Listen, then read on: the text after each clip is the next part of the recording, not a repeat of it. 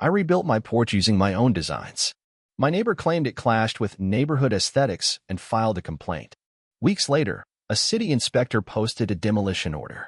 But while collecting evidence, I discovered old emails that unraveled a decade-long scheme. I bought this house in Asheville, North Carolina, back in 2002. It's a small, one-story craftsman built in the 1940s. It's not a mansion or some Pinterest fantasy. It's got squeaky floorboards and a stubborn furnace. But it's mine. I raised my boy here after his mother left. Paid off the mortgage in 2017. Every nail in that place, every coat of paint, I did myself. Over the years, the neighborhood changed. More money came in. What used to be old wood homes and untrimmed hedges turned into manicured lawns, white SUVs, and we believe in science, yard signs. I didn't mind that so much at first. Neighborhoods grow, people change. But about 4 years ago, this guy Daniel Shaw moved in across the street, and things haven't been the same since. Daniel came from Connecticut or New Jersey, I can't remember which, but he showed up with money and attitude. Drove a Tesla, hired a landscaping crew every week, and wore fleece vests even in summer. He bought the old Foster's place, tore down the front, and built some boxy modern thing with metal railing and these big black trimmed windows. I kept my opinion to myself. Then he started the HOA. Technically, our block was never under an HOA. There were some old neighborhood rules from decades ago, but nobody enforced them. Most of the older folks just handled things neighbor to neighbor. Daniel started pushing this neighborhood preservation group. He handed out flyers with words like property integrity and shared aesthetic standards. It sounded harmless, but I read the fine print. It was an HOA in disguise. He got about 60% of the street to sign up. Not enough to make it binding for everyone, but enough that he started calling meetings and making noise. I never signed, and neither did my next-door neighbor Sam. Daniel never let us forget it. Then came the porch. My original porch was sagging and full of wood rot. I'd patched it for years, but it was time to do it right. I pulled permits from the city. I drew up my own plans, which passed inspection. I used thick cedar posts, did custom railings, and added a matte black steel awning that gave it a clean, solid look. I poured the footers myself and put in long evenings after work to finish it. When I was done, it looked great. It fit the house. Several neighbors said it made the whole place look refreshed. But less than a week later, I found a folded piece of paper stuffed in my mailbox. No envelope, just a typed note. Your recent porch renovation is completely out of step with the neighborhood's established visual harmony. As a resident concerned with preserving our collective property values, I have notified the city of your violation. Please address this immediately. No name, but I knew damn well who it came from. I tried to brush it off. My permits were in order, and the city had signed off. But 2 weeks later, a city inspector knocked on my door. He looked uncomfortable. Said he got an anonymous complaint about my porch not matching the area's visual standard. I asked what code I violated. He couldn't give me a straight answer. Then came the sticker. Bright orange, nailed to my new post like a public shaming. Demolition order. 30 days TO comply, no hearing, no citation. Just a notice telling me I had to tear down something I'd spent months building, something fully permitted. I called the inspector's office. Left messages. Emailed. Got nothing back. That night I sat on the porch with a beer, staring at the order. I felt this slow, cold anger settle in my chest. That porch wasn't just wood and bolts. It was mine, built with my hands. And now someone who'd lived here for years wanted it gone because it didn't match his fake farmhouse aesthetic? Something didn't sit right. So I started digging. First, I pulled out all my documentation, permits, receipts, inspection approvals. All clean. Then I remembered an email thread from years back. When Daniel first started pushing that neighborhood preservation idea, I'd saved it in my Gmail out of habit. I searched Daniel Shaw plus preservation and started reading through the old messages. And that's when things took a sharp turn. One of the forwarded emails, sent by another neighbor back in 2021, had an attached file. It was from Daniel, addressed to a group called Civic Partners. I opened it, expecting more HOA fluff. Instead, I found a document titled Property Reinforcement Strategy. It laid out a full plan, step by step, the same exact thing he was doing here. Move into a visually disorganized neighborhood, introduce aesthetic standards.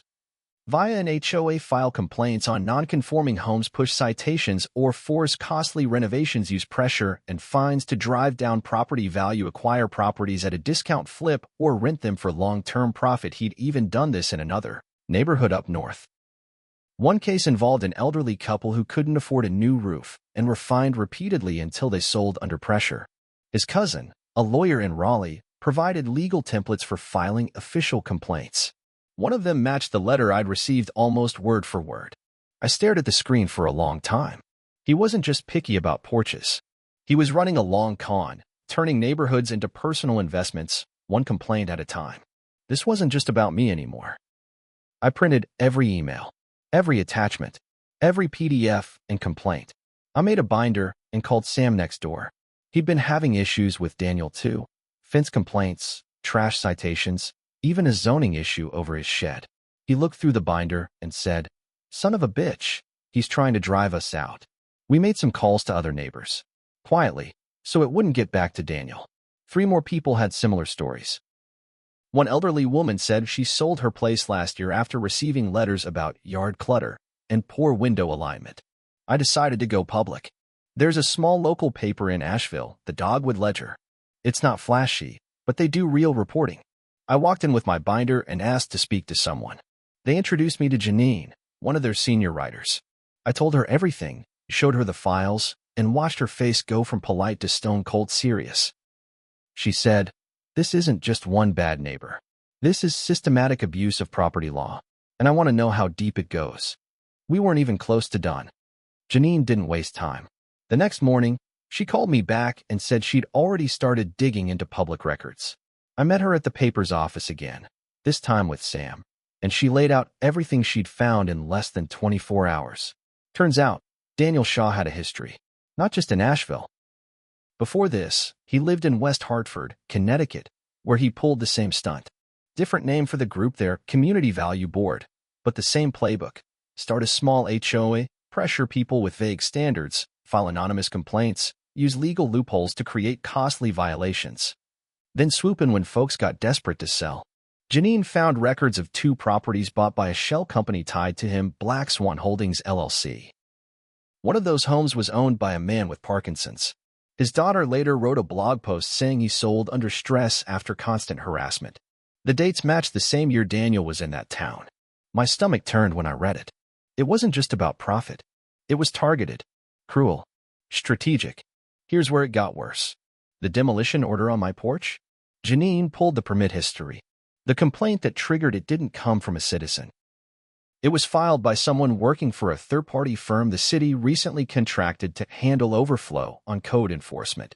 That firm? Strategic Civic Solutions, LLC. Registered in North Carolina. One of the officers listed, Richard Shaw, Daniel's older brother. So now the picture was complete. Daniel wasn't just pushing HOA rules. He created an entire legal and real estate loop.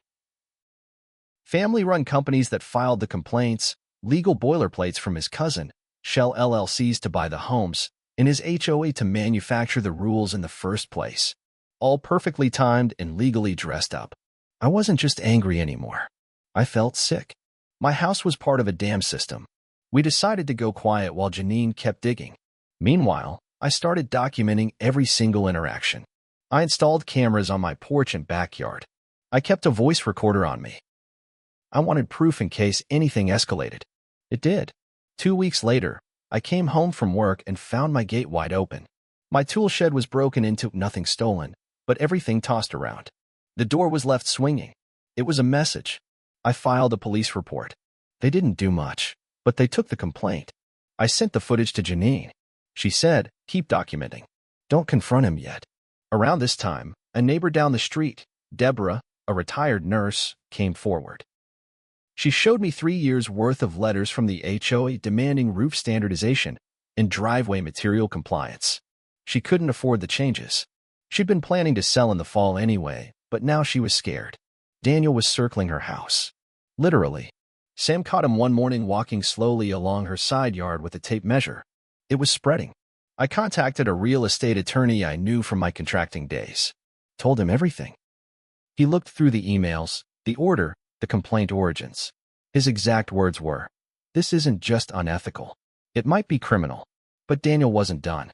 The next HOA newsletter, sent by email, had a section titled Visual Disruptions and Code Concerns.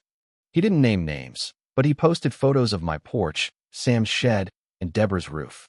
Blurred just enough to pretend it was general info, but anyone on our street knew whose homes they were.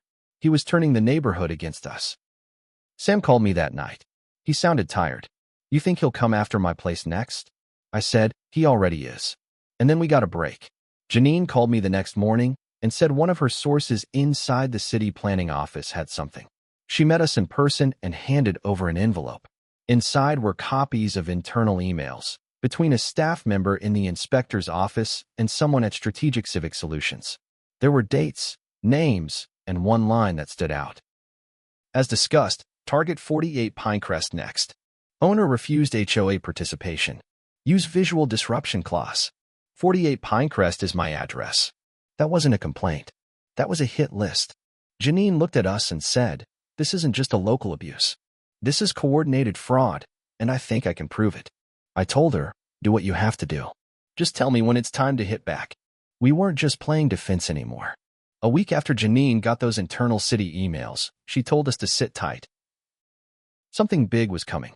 She said she needed to talk to her editor and a lawyer before she could publish the full story. I could hear in her voice that she was excited, but also careful. She didn't want to blow it too soon. In the meantime, I focused on keeping everything documented. Every weird noise at night. Every visit from anyone related to the city. I checked my locks twice a day. I put an emotion light on the side of the house. Then something strange happened. I got a letter in the mail, not typed, not folded like Daniel's anonymous ones. This one was handwritten. Sloppy, like someone was rushing. "Be careful who you trust. Daniel's not working alone. You're not the first. Some people are paid to look the other way. No name. No return address. Just a local postmark." I took it to Janine. She stared at it for a long time. Then she said, "We need to find out who sent this." We didn't have to wait long. A few days later, I got a knock at the door. It was a woman in her early 30s, looked tired, nervous. She introduced herself as Emily Vargas, said she used to work for Strategic Civic Solutions, but quit a few months ago. She had seen Janine's name mentioned in a few emails and reached out through a burner email account. Turns out, Emily was the one who wrote the anonymous letter. She knew about the inspection targets, the fake violation templates, the pressure tactics. She didn't know it would go this far when she took the job. Just thought it was a boring zoning firm. But after 6 months, she saw how it worked. File enough complaints, create a record, and then cash in once the house changed hands. She told us something I didn't expect. The city wasn't entirely in the dark. A mid-level supervisor in the inspection office, name was Robert Kessler, was allegedly getting kickbacks for prioritizing Daniel's complaints. Not cash exactly, but things like consulting fees, referral bonuses, and even renovation work at a discounted rate. Emily saw the invoices. Janine's eyes lit up. "If I can get proof of that, this becomes criminal conspiracy." Emily said she had a thumb drive with archived work emails she'd saved before she quit. She gave it to Janine. Just handed it over in a quiet parking lot like it was nothing. But what was on it turned everything upside down.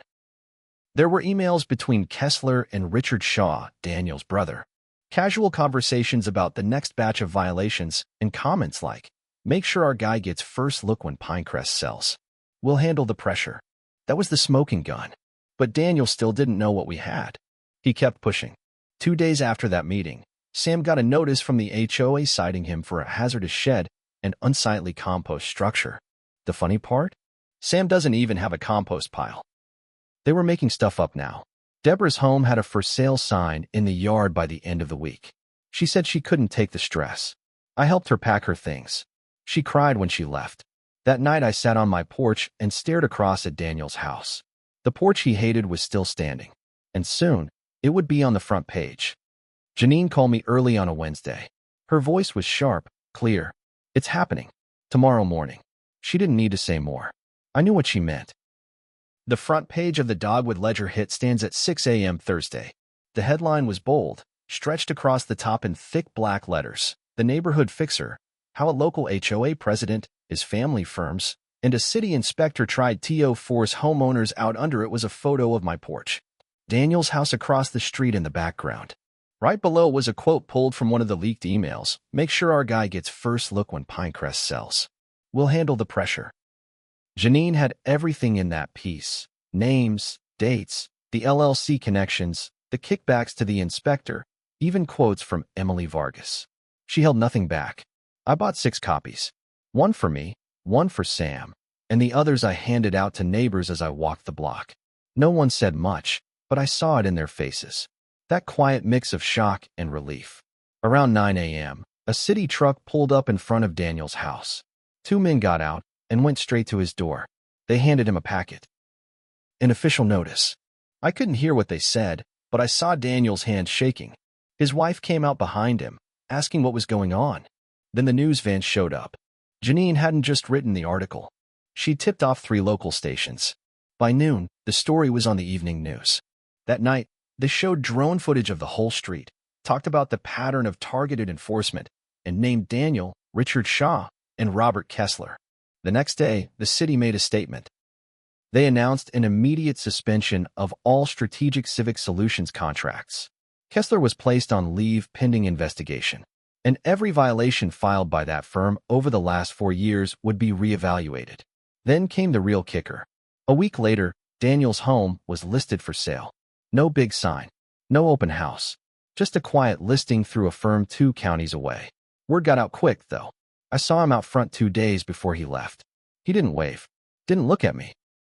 Sam said, he's running, just like a rat. The porch? Still standing.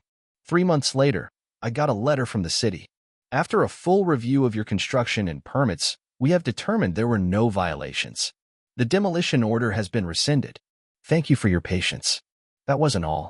A small legal team, funded in part by a local housing nonprofit, helped Deborah file a civil complaint. With the evidence Janine gathered, Deborah sued Strategic Civic Solutions and Richard Shaw. Word is they settled fast, quiet. She moved back into a small house on the east side. Said it wasn't perfect, but it felt like home again. Emily? She got hired as a full-time investigator for the nonprofit that helped with the lawsuits. Said it felt good to be part of something real. Janine won a state journalism award for the story. She sent me a photo of it, said I was the reason she kept digging. As for me, I built a new bench on my porch. Same cedar wood, same matte black bolts. I sit there most evenings, just watching the breeze roll over the hills. I won't pretend I came out of this untouched. I lost sleep. I lost trust in the system. For a while, I thought about selling and starting over. But then I remember, this house is mine. He tried to tear me down. Instead, I exposed the whole damn machine. And now everyone sees it.